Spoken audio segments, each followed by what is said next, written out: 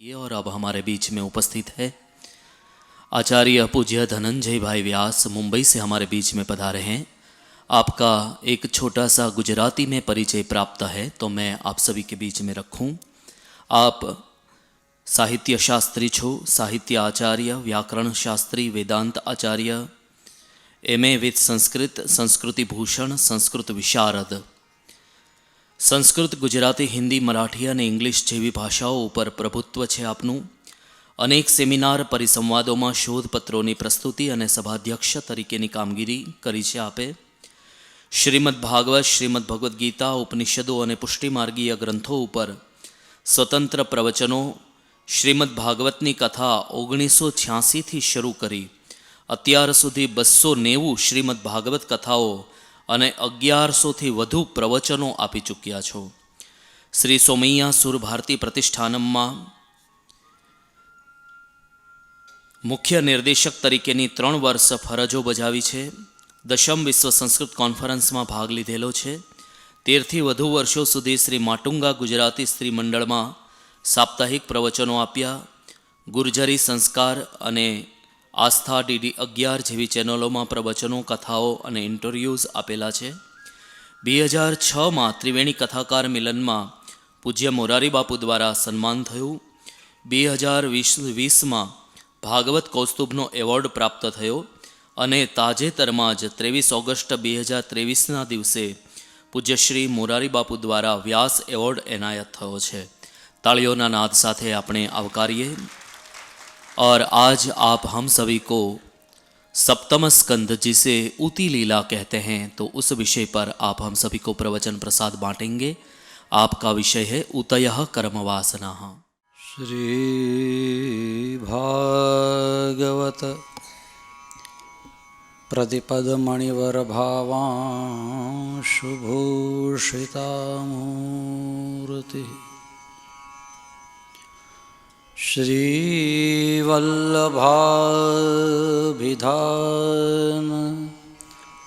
स्तनोतु निजदासस्य सौभाग्यम्.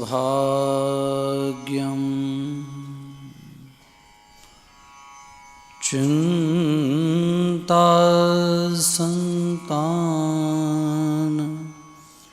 हन्तारो यत्पादाम्बुजरेणवः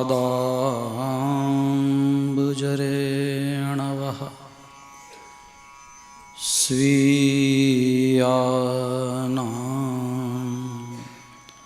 तां निजाचार्यां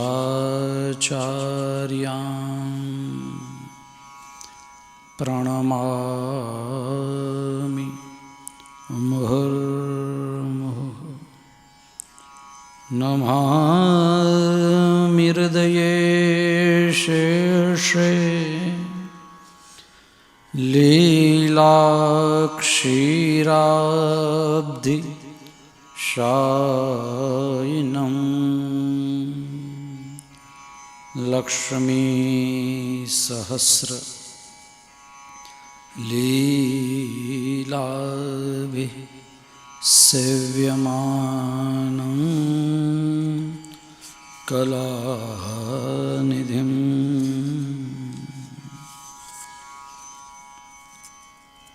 नमः सर्वेभ्यः.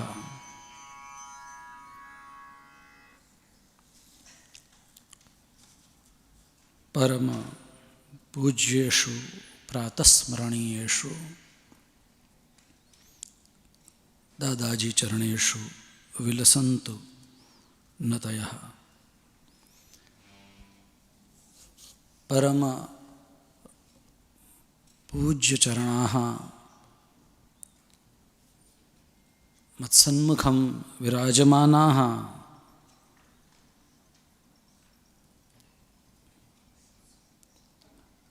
हृदयस्थाः पूज्य श्री भाईश्री चरणाः गुरुवर्याः विद्वांसः समागताः अतिथयः पटवः बटवः च महतः संतोषस्य आनन्दस्य अयं विषयः मत्कृते यदद्य अस्मिन् परिसरे मया किञ्चित् वक्तव्यम् इति आज्ञा अभवत्।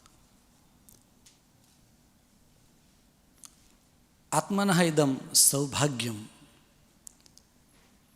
यदद्य किञ्चित् वक्तव्यं। भगवतः चरणौ एव अस्मद्मूर्ध्नि स्तः, अतः विशेषतया आनन्दः। एकं पद्यं विद्यते, तत्र हौ चरणात् पत्र की छैया इति तत्र उल्लिखितमस्ति। हौ चरणात् पत्र की छैया। भगवान के चरण कमल ही हमारा आतपत्र यानी छत्र, और उसकी अनुभूति न सिर्फ इस सभागृह में अपितु संदीपनी संकुल में ये हो रही है।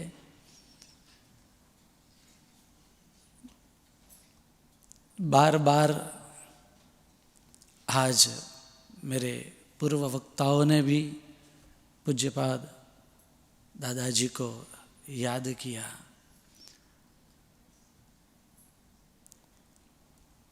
संदीपनी का स्मरण होता है या संदीपनी के छात्र मिलते हैं तो हृदय से ऐसा ही आनंद होता है जैसे हमारे भागवत विद्यापीठ के छात्र हमें मिले हैं। पूज्यपाद भाईश्री ने तो कई बार यह बात बताई है कि ये दादाजी की विद्यापीठ है, और बस जैसे एक गुजरात में है तो एक सौराष्ट्र में एक विभाग, ये आप श्री के श्रीमुख से कई बार जब हम सुनते रहते थे तो यही सुखानुभूति हृदय में होती रहती थी। और मेरे पूर्व वक्ताओं को दोनों को हम सुन रहे थे तो मुझे बड़ा ही आनंद यह हो रहा था कि मुझे यदि ये ठीक से मालूम भी होता तो कम से कम इनके पूर्व के सत्रों को मैं हो सकता तो मैं आ सकता और उनको अटेंड कर पाता। नहीं कर पाया, ये मेरा दुर्भाग्य, किंतु आगामी वर्ष से मैं प्रयत्न करूंगा कम से कम कहीं पर बैठने के लिए या बैठकर इनको सुनने का अवसर प्राप्त हो। बड़ा ही आनंद हो रहा था। यह हर जगह पर मिलता नहीं है ऐसा सौभाग्य। कथा में चिंतन होता नहीं है। कथा में जैसे कि शुकदेव जी, मैं कई बार कहता हूँ कि शुकदेव जी तो सब कुछ जानते थे और वे चाहते तो एक क्षण में भी परीक्षित को सब कुछ जता सकते थे, बता सकते थे, किंतु आपने भी एक भाषा का आश्रय लिया जो भाषा परीक्षित महाराज के हृदय तक पहुंच सके। इसलिए कई बार कई जगह पर इनका स्पष्टीकरण राजा ने मांगा है और शुकदेव जी ने वहाँ तक पहुँचने की लीला की है। भगवान है ना, इसलिए यह लीला की है और उनको वहाँ जिसके जो विशेष अर्थ हैं वे वहाँ प्रकट किए हैं। आज विशेष रूप से न जाकर आज ऋतुराज वसंत का पावन अवसर है। गुजराती में कहे तो વસંતના વધામણા એ અહીંયા શરૂ થાય છે અને વસંતના વધામણામાં ભાઈ કાલિદાસ તો ઘણું બધું કહે, તો ઋતુ સંહારની અંદર નિદાઘ કાલો એમ ઉપાગત પ્રિય એમ કહીને ગરમીને પણ ખૂબ સુંદર ઋતુ છે એમ વર્ણવે તો આ તો ઋતુરાજ છે। અને એની અંદર પણ उसमें भी हमारे श्रीहरि का पाटोत्सव पर्व। श्री हरि की बात आती है तो बहुत सारी बात आती है, लेकिन एक बात विशेष रूप से यहाँ कहनी है कि हरि जो हरण करता है हमारी वासनाओं का। और इसलिए मालूम नहीं, हम टहल रहे थे और उस वक्त हमारे आदरणीय श्री हार्दिक भाई का फ़ोन आया, बोले कि भाई श्री की ऐसी आज्ञा है। हमने सर पर चढ़ाई, बोले कि क्या विषय रहेगा। तो मेरे मन से ऐसी बता निकल गया कि ऊतयः कर्म वासना, यह एक चरण हृदय में आया, उसी का आश्रय लेकर कुछ बातें करेंगे। यद्यपि जैसे कि आप सब ने अनुभव किया कि पूर्व वक्ताओं के पास भी उतना समय नहीं रहा है, तो वही परिस्थिति मेरी भी होने वाली है, मैं समझ रहा हूँ। जन्माद्यस्य से लेकर ही, जन्माद्यस्य से ही प्रारंभ है और उसका भी शास्त्रार्थ आचार्य चरण वल्लभ ने बहुत बढ़िया सा वह सब किया है। उसमें भी न जाते हुए एक बात करनी है, ऊती की बात जहाँ आई है, यह चरण जहाँ आया है उसकी बात करें तो दूसरा स्कंद और 10वां अध्याय, भूतमात्रेन्द्रिय धियाम जन्म सर्ग उदाहृतः ब्रह्मणो गुणवैषम्याद विसर्ग पौरुष स्मृतः स्थितिर्वैकुंठ विजय पोषणम तदनुग्रह मनवंतराणि सद्धर्म ऊतयः कर्म वासना। यद्यपि यहाँ पर विराजमान सब जो भागवत के विद्वान हैं वे जानते ही है कि 8वां स्कंद वह मनवंतर लीला है और 7वां स्कंद वह ऊती लीला है, किंतु वेदव्यास जी ने इसको व्युत्क्रम में प्रतिपादित किया कि पहले मनवंतराणि और बाद में ऊतयः कर्म वासना ऐसे लिखा है। मनवंतराणि सद्धर्म ऊतयः कर्म वासना, इसके बारे में भी महाप्रभु जी ने चर्चा की है। लेकिन उस क्रम या अनुक्रम व्युत्क्रम की बात न करते हुए हम आगे चले तो अवतारानुचरितम वगैरह हैं जिसकी यहाँ पर जरूरत नहीं है। मुख्य बात तो ये ध्यान में आ रही है कि भी ऊती की आवश्यकता क्या है, ऊती लीला की आवश्यकता क्या है, और महाप्रभु जी उसका स्पष्टीकरण करते हैं भागवतार्थ प्रकरण में, और उसी का आश्रय लेकर हम बातें करने जा रहे हैं। पहली तो बात यह है कि प्रत्येक स्कंध में कार्य कारण भाव है और प्रत्येक स्कंद, एक स्कंद दूसरे स्कंध का कार्य है। जैसे कि पहला स्कंद है वह कारण है, और सबका तो बीज जन्माद्यस्य है ही, यह तो हम जानते ही है। बीज और बाद में वृक्ष, बाद में फल, और बीज से ये पूरा प्रथम स्कंद वो कारण और ये प्रथम स्कंद कार्य। प्रथम स्कंद कारण, दूसरा स्कंद कार्य। इस प्रकार से, इस परंपरा से हम आगे आगे जैसे भी बढ़ते हैं वैसे वैसे छठा स्कंद वह कारण है, 7वां स्कंद कार्य है। तो यदि कारण नहीं होगा तो कार्य का संभव ही नहीं है, इसलिए कार्य कारण भाव यहाँ पर इस रूप से बताया है। अब छठे स्कंद की थोड़ी सी बात करें कि छठे स्कंद में पुष्टि है। पुष्टि का अर्थ ही कृपा है, तो भगवान हर एक पर कृपा करते हैं। छठे स्कंद में कृपा किन किन पर की? बोले अजामिल पर कृपा की। अब एक तो अजामिल है, एक और खड़ा, दूसरी ओर खड़े हैं यमदूत। तो भगवान ने कृपा किसके ऊपर की?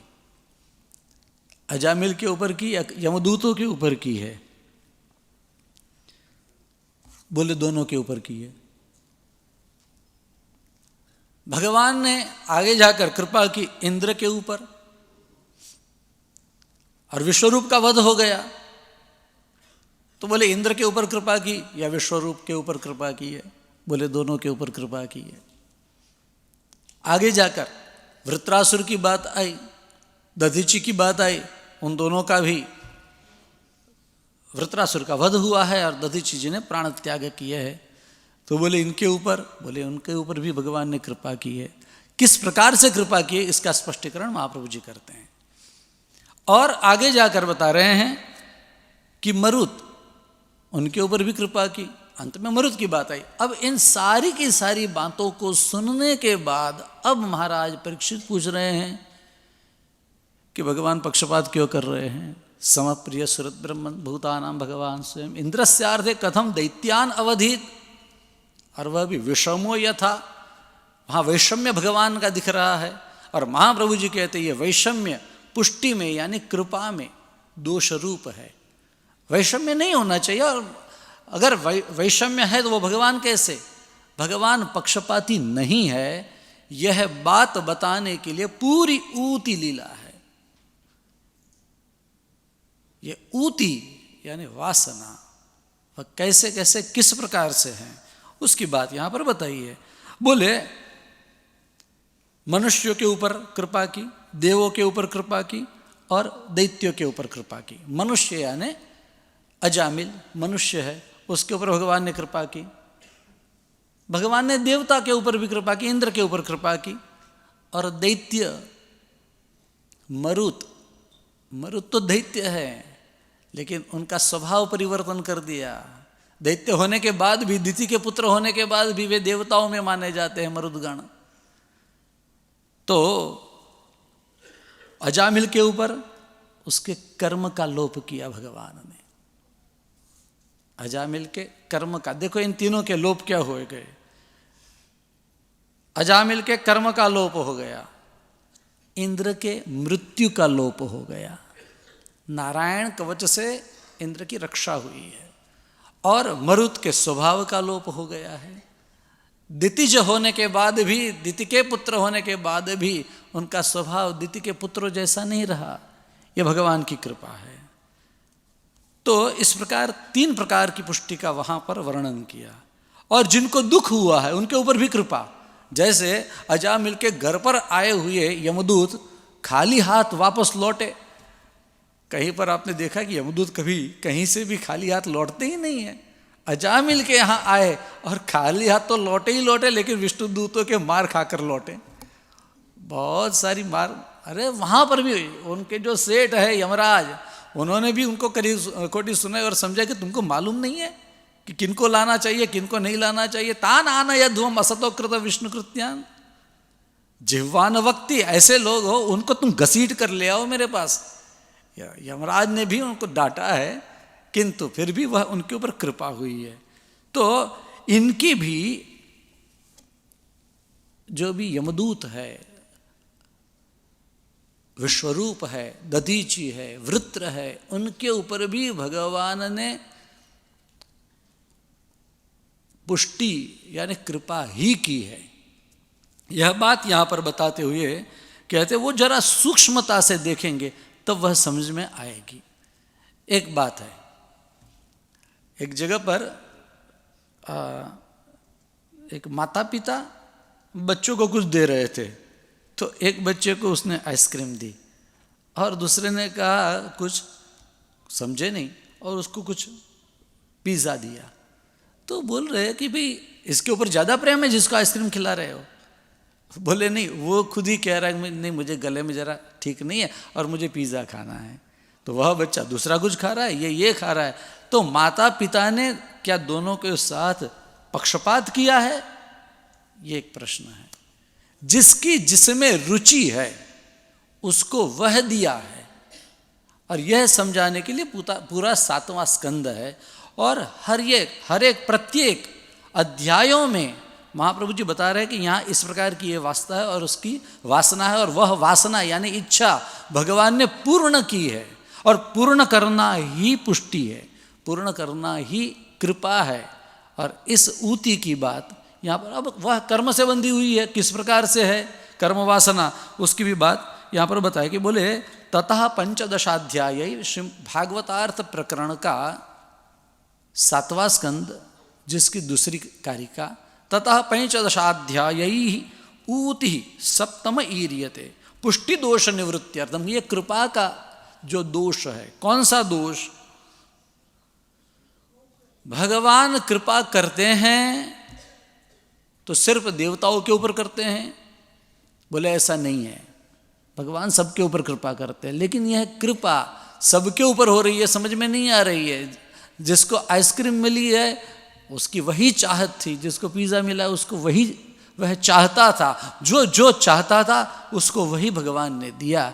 लेकिन जो अज्ञानी है, जो दूर खड़े हैं, उनको मालूम ही नहीं है, वे लोग कहेंगे कि इसको ये दिया, उसको वो दिया, क्योंकि माता पिता इसको ज़्यादा प्रेम करते हैं, इसको नहीं करते हैं। यह बात महाप्रभु जी उसमें बता रहे हैं। तो पुष्टि दोष की निवृत्ति, भगवान किसी के भी ऊपर कृपा करें तो पक्षपात का दोष भगवान पर आता है, वह दूर करने के लिए ये है। तो विषमत्वम हरेर दोषः पुष्टौ कामाद्य भावतः अतो भगवता सृष्टा निरूप्यन्ते तु वासना। बहुत महत्व की बात है कि भगवान ने जिसका सर्जन किया है, ऐसी वासना यहाँ पर बताई गई है। अब वो कर्म वासना बाद में बनती है, लेकिन जब सर्जन होता है सृष्टि का सर्जन जब होता है, तब भगवान एक वासना को बनाते हैं, सूक्ष्म वासना को बनाते हैं, और वह प्रत्येक जीव के अंदर वह रखते हैं। उसके बाद जब शरीर का संबंध होता है उस जीव का, तब वो मध्यम वासना होती है। महाप्रभु जी एक एक बातों को बताते हैं, और उसके बाद में वो कर्म की वासना होती है, क्योंकि वह उसके वैसे ही संस्कारों को पाकर वो वैसा ही कार्य करता है। मुख्य बात तो यही है। तो ये जो वासना है वो आगे जाकर परंपरा रूप बनती है, जिसे हम कहते हैं वंश रूप है, वंश में आती है वो परंपरा से। महाप्रभु जी यहाँ तक बताते हैं कि वंश रूप है, तो हिरण्यकशिपु का वंशज प्रहलाद है, तो प्रहलाद में वह हिरण्यकशिपु पना क्यों नहीं आया, यह भी बात बताइए। वह कहीं और बताइए, लेकिन बहुत बढ़िया बताइए कि जिस वक्त प्रहलाद जी पधारने वाले थे, तब हिरण्यकशिपु के हृदय में भगवान हैं, तब भगवान आए हैं। बोले कैसे आए हो, आप कैसे कहेंगे? महाप्रभु जी जहाँ जहाँ कहीं पर भी अपनी व्याख्याओं में कुछ भी कहते हैं तो पहले वेदों का, उपनिषदों का, स्मृतियों का, श्रीमद् महाभारत आदि ग्रंथों का या श्रीमद् भागवत का उद्धरण लेते हैं। तो 8वें स्कंद का यहाँ पर उद्धरण लिया। जब वामन भगवान आए हैं तो यतो जातो हिरण्याक्षः वगैरह श्लोकों से हमें मालूम होता है कि जब हिरण्यकशिपु भगवान को मारने के लिए दौड़ा और भगवान छुप गए। कहाँ छुप गए? बोले उन्हीं के हृदय में, नहीं तो और सब जगह पर कहीं पर भी छुपते तो हिरण्यकशिपु की आंखों में, नजरों में आ जाते भगवान। तो अपने ही हृदय में, उसके हिरण्यकशिपु के हृदय में भगवान छिप गए हैं। यह उद्धरण वहाँ पर लिया है। और भगवान उनके हृदय में थे, फिर वो जब घर पर लौटा उसके बाद प्रहलाद जी का आगमन हुआ है इस संसार में। तो यहाँ पर वंश की एक बात और है। वंश का लक्षण जो बताया है 12वें स्कंध में, उसमें 12वें स्कंद के 7वें अध्याय के 16वां श्लोक राज्ञाम ब्रह्म, ये जो है उसमें सर्ग विसर्ग वगैरह का भी पुनः एक बार विशेष रूप से स्पष्टीकरण किया है 12वें स्कंद के 7वें अध्याय के 16वें श्लोक में। यह वंश की बात बताई है कि राज्ञाम ब्रह्म प्रसूतानां वंशस्त्रैकालिकोन्वयः। यह अन्वय, ये जो परंपरा है ये त्रैकालिक है। तो सबसे पहले एक बात बताई, ब्रह्म प्रसूतानां। ब्रह्म प्रसूतानां के 2 अर्थ है। एक तो परब्रह्म से प्रसूत हुई है ऐसी परंपरा, और एक है ब्रह्मा जी से प्रसूत हुई ऐसी परंपरा। तो ब्रह्म प्रसूत यानी ब्रह्म से या ब्रह्मा जी से जो उत्पन्न हुई है ऐसी। और क्या बताई बात? प्रीति करने वाली, प्रेम उत्पन्न करने वाली ऐसी जो परंपरा है उसी को वंश कहा है। यह एक विशेष रूप से बात यहाँ पर बताई। और अर्थात भगवान से उत्पन्न हुई है।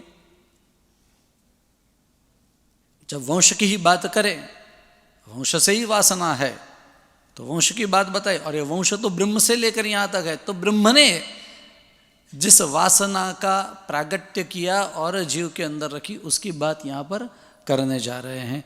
और यह लक्षण जो राज्ञां ब्रह्म प्रसूतानाम वंशस्त्रैकालिकोन्वयः, यह जो वंश का लक्षण, ये ऊति और वासना दोनों को ही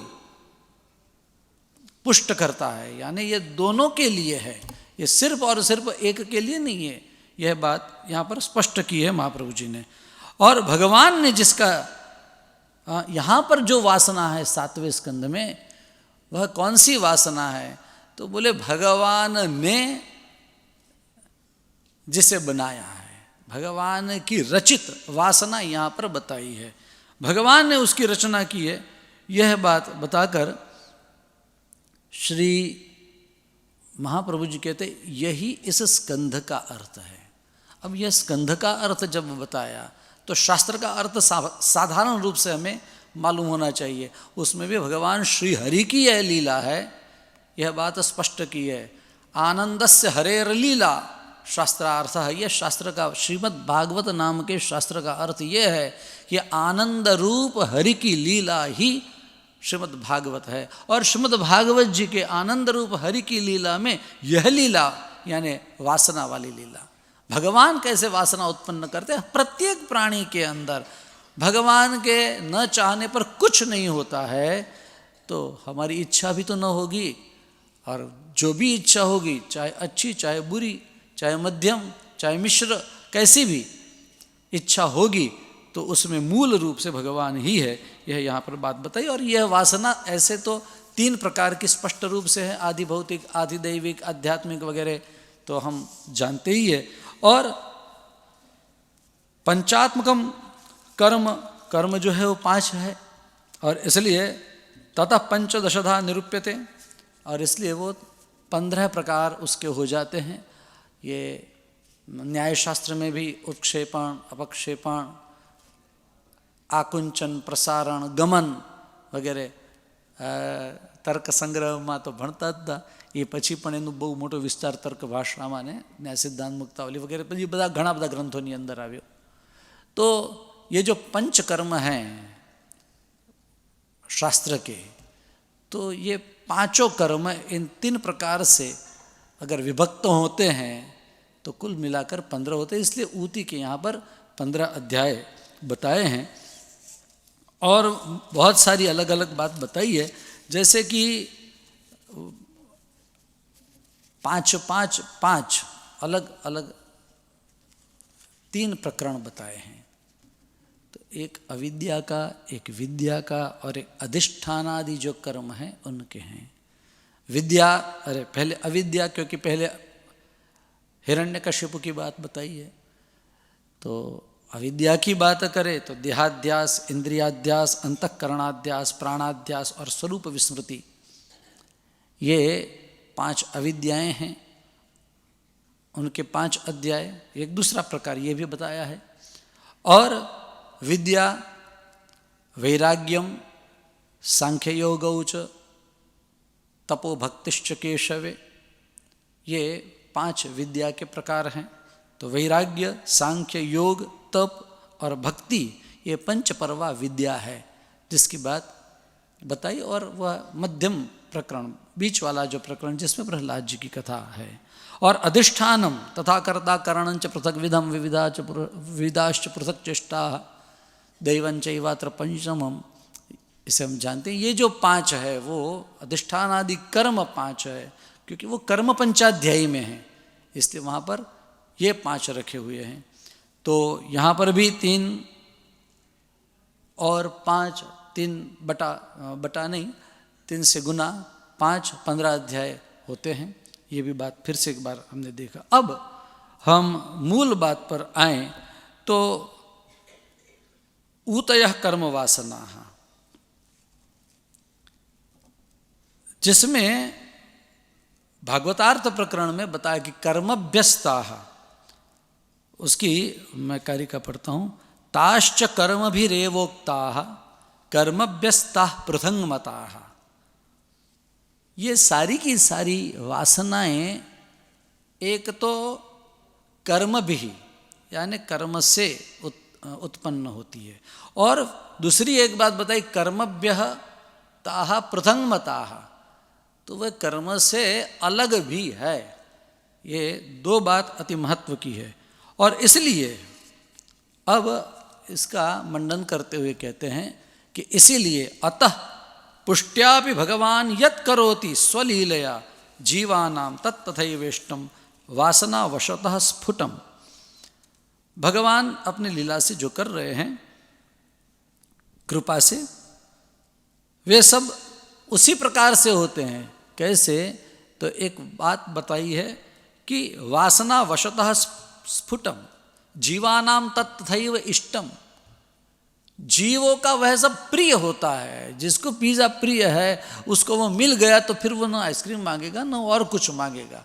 जिसको रोटी प्रिय है तो वो दाल चावल भी नहीं मांगेगा। जिसको दाल चावल प्रिय है वे रोटी नहीं मांगते हैं। हमने ऐसे हमारे एक विद्वान बिहार के, एक नहीं बहुत सारे हमारे मित्र हैं, उनमें से एक विद्वान, उनको दाल चावल मिल जाए वो रोटी भी नहीं मांगते। उन कहते हैं भाई बोले रोटी रहने दो।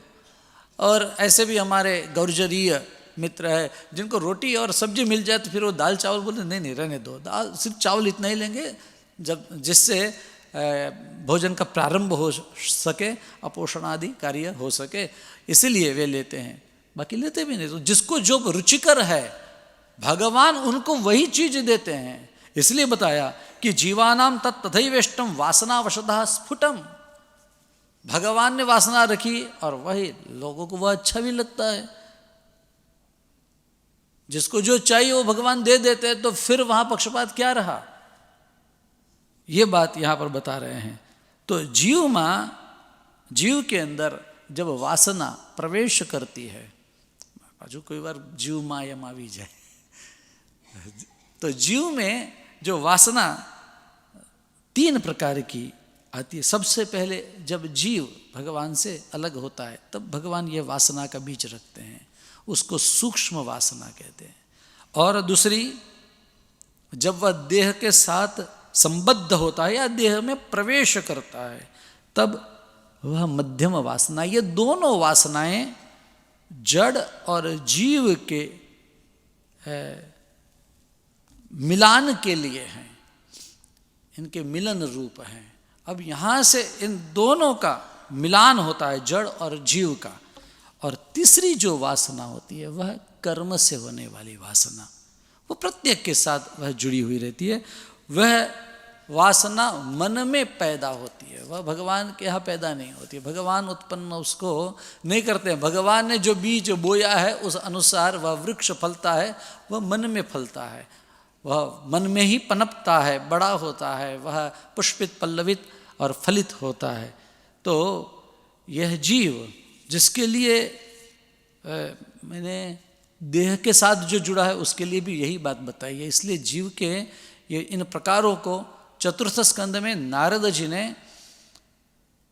प्राचीन वरिष्ठ राजा को पुरंजनोपाख्यान में यह बात बताई जीव के बारे में। एवं पंच विधम लिंगम तीव्रत षोडश विस्तृतम एष चेतनया युक्तो जीव इत्यभिधीयते। यह बात भागवत के वेत्ता जो यहाँ विराजमान है आप सब जानते हैं। यह जीव संबंधी वाली वासना है। वो यह वासना भी देवता और दैत्य इन सब के हित के लिए ही है। इसलिए भगवान विषम है यह बात नहीं बैठती है। बार बार इसी की ये जो मुख्य बात है उसके ऊपर हम आते रहेंगे कि वहाँ विषमता नहीं है, यह हमारे ध्यान में रहे। तो भगवान की रचना यह वासना है, ऐसा समझना चाहिए। भगवान ये सोचते हैं कि इस जीव को मैं देव बनाऊंगा, इस जीव को मैं दैत्य बनाऊंगा। अब एक बात मुझे जो बाद में भी कहनी था अभी मैं कह देता हूँ। एक बात बताएं कि हिरण्यकशिपु और हिरण्याक्ष ये दोनों बनेंगे, ये किसने तय किया? यही दोनों दूसरे जन्म में मतलब 3 जन्म तक दैत्य बने रहेंगे, ये किसने तय किया? ये दूसरे जन्म में रावण कुंभकर्ण, तीसरे में शिशुपाल दंतवक्त्र बनेंगे, ये तय किसने किया? तो यहां पर बताया है कि यह तय ठाकुर जी ने किया, सनत कुमारों ने नहीं। सनत कुमार उसमें निमित्त बने हैं। महाप्रभु जी बहुत बढ़िया बात बताते हैं। श्रीमद् भागवत में 3 प्रकार की भाषाएं हैं, यह महाप्रभु जी का निरूपण है, जिसमें तीसरे स्कंध के 14वें से लेकर 19वें अध्याय तक की जो कथा है उसे परमत भाषा मानी गई है। एक तो समाधि भाषा है, दूसरी लौकिक भाषा भी है, और ये दोनों के बीच वाली एक परमत भाषा भी है। तो परमत भाषा में ऐसा जब कहा जाए कि ये किसी और ने किसी और को कहा था, तो सुखदेव जी कहते ये मेरा मत नहीं है, वो उनका मत है। हाँ, ऐसा भी है, ऐसा तो कई बार सुखदेव जी ने कई कथाओं में ये कहा कि इसने इसको कहा था, लेकिन वह परमत भाषा नहीं है। जहां पर सुखदेव जी की भाषा अलग हो जाती है और किसी और की भाषा कुछ अलग हो जाती है, तब यह परमत भाषा है, ऐसा जानना चाहिए। तो इसलिए नहीं तो मैत्रेय जी ने तो पूरे तीसरे स्कंद को कहा है और चौथे स्कंद को भी कहा है, और यहां तक महाप्रभु जी बताते हैं कि सिर्फ और सिर्फ 2 स्कंद से ही महाराज विदुर जी को मुक्ति मिल गई है। उनको पूरे 12 स्कंद नहीं पढ़ने पड़े, सर्ग और विसर्ग से ही भगवान का जो ब्रह्म स्वरूप है उसका ज्ञान हो गया है, और वे सर झुकाकर फिर आगे वहाँ से चल पड़े, हस्तिनापुर गजाहवय में वे पहुँच गए हैं। ये बात वहाँ पर स्पष्ट बताई है। तो ये परमत भाषा इसलिए बताई कि ये जो सनत कुमार उनके शाप से ही हुए हैं, यह बात नहीं है। अब एक बात, ये बात बताइए, जय विजय कहाँ रहते थे? भगवान के धाम में। कौन थे? भगवान के पार्षद, भगवान के द्वारपाल। अब भगवान के द्वारपाल यदि हैं और भगवान के पार्षद है, तो उनके अंदर क्या ऐसी कुमति आ सकती है कि आए हुए हमारे जो सनत कुमार है, और सनत कुमार तो वैकुंठवासी ही है, सनत कुमारों के परिचय में भी यह बताया है कि वे सदा वैकुंठ निलयाः ऐसे हैं। तो क्या ये उनको पहचानते नहीं है? महाप्रभु जी ने बहुत बढ़िया बात बताई थी, यद्यपि मुझे बाद में लेनी थी, लेकिन अभी कह देते हैं।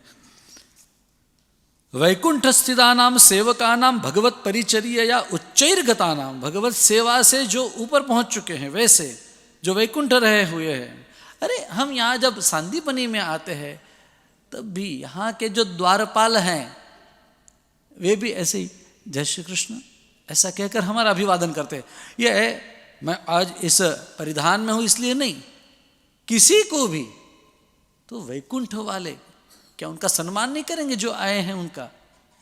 और उच्चैर्गतानाम देह इंद्रिय असुहीनतया केवलानाम अविद्या संबंधस्य अशक्य वचनत्वात् कथम सनकाद्यतिक्रमस्य अविद्याकृतत्वम इति आकांक्षायाम आहु, ऐसा कहकर और एक कारिका कहते हैं सेवेति। तो ऐसे सनत कुमारों को कुबुद्धि आ ही नहीं सकती है। अरे क्षमा करें, जय विजयों को कुबुद्धि आ ही नहीं सकती कि उनको लकड़ी छुआएं, लेकिन यहाँ पर उन्होंने अतिक्रमण किया है। सेवा धर्म जो था उसका अतिक्रमण किया है। और क्या कह रहे हैं? वेत्रेण स्खलनम न कुर्याताम तेजश्च न विहसेताम। उनका जो हास्य किया और वेत्रेण लकड़ी से उनको छुआ दी और कह दिया रहने दो, इतना तुम ठहर जाओ, नहीं ठहरवाते। किंतु भगवान ने उनके अंदर वैसी ही वासना रखी है, यह सूक्ष्म वासना है। और इसलिए भगवत इच्छा से ही ये हुआ है। भगवान चाहते हैं कि ये दैत्य बने और मैं उनका उद्धार उस रूप से करूं, ये भगवान चाहते हैं, इसलिए ये हुआ है। और इसलिए यहां पर हिरण्यकशिपु को मारा तो दूसरों को ये लगेगा कि हिरण्यकशिपु को भगवान ने मारा, और प्रहलाद को बचाया, लेकिन भगवान ने दोनों के ऊपर कृपा की है। भगवान के लिए ये अच्छा ये बुरा ऐसा नहीं है।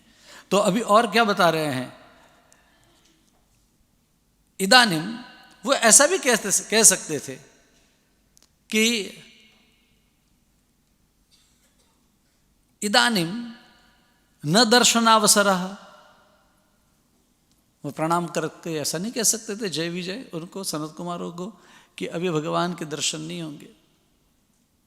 इदानीम न दर्शनावसरः इति एवं वदेताम, स्वयुक्ति भी, अलग अलग बहुत सारी युक्तियां होती है उनको ना कहने की, वो भी कह सकते थे। स्वयुक्ति भी ते विज्ञाप्याः एव ताभ्याम स्युः यतः, जैसे कि यतः नैवम अतो ज्ञायते अविद्याकृतम एव इति। वो बोल रहे हैं कि उनको कुछ भी अलग अलग बातों से उनको मना लेते थे कि भाई अभी नहीं, थोड़ी देर के लिए एक काम करिए, तब तक आप यहाँ पर विराजमान हो जाइए, आपके लिए ये लाऊं वो लाऊं वगैरह वगैरह कह सकते थे, लेकिन उन्होंने ये नहीं किया, क्योंकि ये अविद्याकृत है। ये मुख्य बात यहाँ पर वो फिर से एक बार यहाँ कह रहे हैं। अब मुख्य जो धारा थी उसके अंदर चले तो वासना वो जो बताई है, भगवान कहते हैं एनम जीवम देवम एनम दैत्यम कृत्वा एव हितम करिष्यामि। अरे कोई डायरेक्टर होता है तो डायरेक्टर क्या करता है, बोले एक को विलन बनाएगा एक को हीरो बनाएगा, और बाद में दोनों को अवार्ड तो किसी को भी मिलेगा, मालूम नहीं जिसकी अच्छी एक्टिंग होगी उसको अवार्ड मिलेगा। ये कोई थोड़ी जरूरी है कि हीरो को ही, जो अभिनेता है मुख्य प्रधान नायक है उसी को मिलेगा, नहीं, खलनायक को भी। हमारे यहाँ तो जो अलग अलग प्रकार के नायकों के अलग अलग जो 4 प्रकार बताए हैं, धीरोदात्त वगैरह, धीरोद्धत्त वगैरह, वो नायक भी और खलनायक भी है। महाभारत आदि में तो भीम ही नायक है, ऐसा भी धीरोद्धत्त भी वो नायक है, ऐसा बताया है। तो प्रियजनों, यह वासना भगवान ने ही अंदर रखी है। भगवान से जैसे वो अलग होता है कि वह सूक्ष्म वासना, और उसके बाद देह में जैसे ही प्रवेश करता है वैसे ही वह, इसमें बताई बात कि वैसे ही वह मध्यम वासना से युक्त बनता है वह। अब उसकी बात बता रहे हैं। और उसके बाद वह वासना के वश में होकर सब कार्य करता है, और भगवान वही कार्य करते करते उसकी इच्छा ये होती है कि भाई मैं पूरे त्रैलोक्य का मैं स्वामी बन जाऊं, तो भगवान उसको त्रैलोक्य का स्वामी बना देते हैं। ये वह चाहता है कि मुझे यह वरदान मिले, न अंदर मरूं न बाहर मरूं, न ऊपर मरूं न नीचे, तो भगवान वैसा भी उसको देते थे। तो भगवान उनको हर एक प्रकार की उनकी इच्छा वगैरह सब वासना के अनुसार उनको वश में होकर भगवान उसको जैसा ही प्रिय लगे वैसा कार्य करते हैं।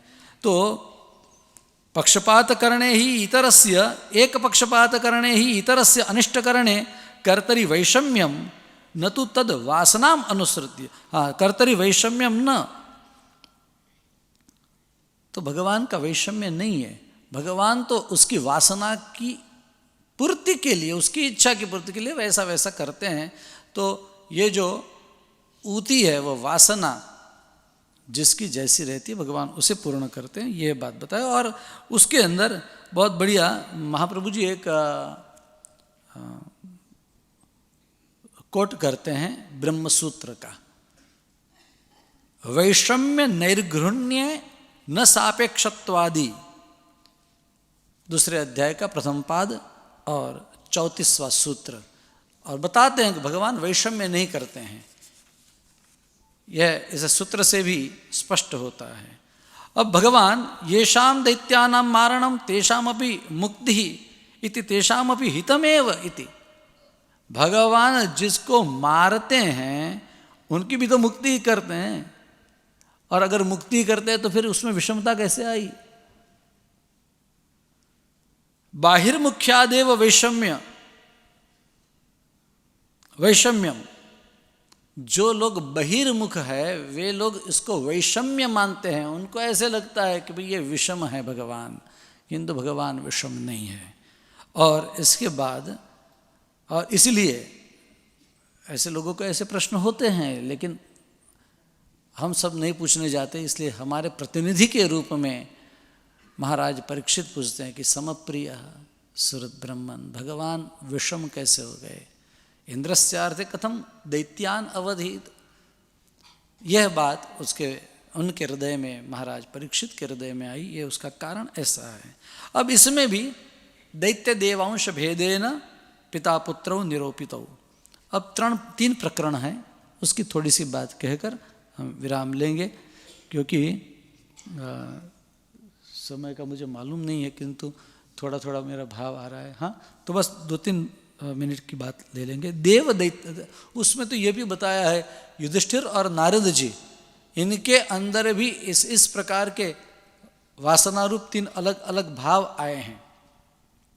अब दैत्य का भाव हिरण्यकशिपु में है, देव का भाव प्रहलाद में है। एतद वासनाद्वयम कर्मणा एव भवेत। ये दैत्य का भाव और देव का भाव कर्म से ही होता है। अब भगवान ने तो सूक्ष्म बीज रखा है, अब व्यक्ति किसको कैसे डेवलप करता है उसके ऊपर डिपेंड है। तो व्यक्ति उसको जो डिपेंड करता है वो अपने कर्म से करता है। तो इसी की बात बता रहे हैं कि एतद वासनाद्वयम कर्मणा एव भवेद इति बोधयितुम कर्म निरूपणम इति अध्याहारः। ये कारिका में अध्याहार लिया गया है। दैत्य देवांश भेदेन पिता पुत्रौ निरूपितौ। तो एक जगह पर दैत्य का प्रकरण, फिर देव का प्रकरण, और फिर बाद में कर्म पंचाध्याय में कर्म का प्रकरण ऐसे बताया है। अब पिता का दैत्यांश कैसे हैं, महाप्रभु जी उसको कोट करते हुए बताते हैं कि 3 अध्याय में तावादि दैत्यौ ऐसे कहकर आदि दैत्य हिरण्याक्ष और हिरण्यकशिपु हैं, ये तो बात बताई, इसलिए वो दैत्यांश है। पिता का दैत्यांश इससे सिद्ध होता है। और पुत्र का देवांश 10वें स्कंध में यदि हम जाएंगे और उसमें करीब 86-27वें अध्याय में आसन मरीचे षटपुत्रा वगैरह श्लोकों से हमें मालूम होता है कि कैसे देवांश उसमें पुत्र का आता है। तो प्रहलाद जी का देवांश वहाँ पर है। और नारदस तृतीयावेशी, नारद जी की थोड़ी बात कर लेते हैं। उनके अंदर देव का अंश, उनके अंदर देव का आवेश होता है, दैत्य का भी आवेश होता है और नर का भी आवेश होता है। बोले दैत्य का आवेश कब हुआ, कैसे हुआ? तो 7वें स्कंध में 15वें अध्याय में जब उपबर्हण गंधर्व रूप में श्री नारद जी का दर्शन हम करते हैं तो उसमें क्या बताया है कि वो वहाँ लंपट शब्द बताया है। उसकी स्पष्टता करते हुए वो दैत्यांश कैसे है उनके अंदर, कैसे दैत्यांश नहीं, दैत्य का आवेश उनमें आया है। यह बात गंधर्व जन्मनि, गंधर्व जन्मन्यतिलंपटत्वात्, गंधर्व जन्म में अतिलंपटत्व उनका जो दिखाया है वहाँ वो दैत्यांश आया। बाकी देवांश तो नारद जी में है ही है, देवर्षि है। और जब पूर्वावतार में किसी दासी के पुत्र में वहाँ नर का भी आवेश आप में देखने मिलता है। बहुत सारी बातें हैं। बाद में फिर हर एक के अंदर कैसे किस किस प्रकार से वहाँ वासना कैसी प्रकट हुई है वह सब पूरा निरूपण विशद रूप से विस्तार से यहाँ पर बताया है। किंतु समय हमारे पास बहुत मर्यादित है और अमर्यादित कथाएं हैं, हमारी अमर्यादित चर्चाएं हैं। किंतु फिर एक बार हमें इतना भी समय मिला, ये भी हमारा सौभाग्य है। परम पूजनीय हमारे सबके आदर्श और वंदनीय पूज्य श्री भाई श्री के चरणों में यहाँ पर बैठकर एक वाक्पुष्प समर्पण करने का अवसर मिला, इसलिए पुनः एक बार आप श्री के चरणों में दंडवत प्रणाम करते हुए यहाँ पर विराजमान भगवान श्री हरि के चरणों में दंडवत प्रणाम करके इस वक्तव्य को मैं विराम देता हूँ। जय श्री कृष्ण।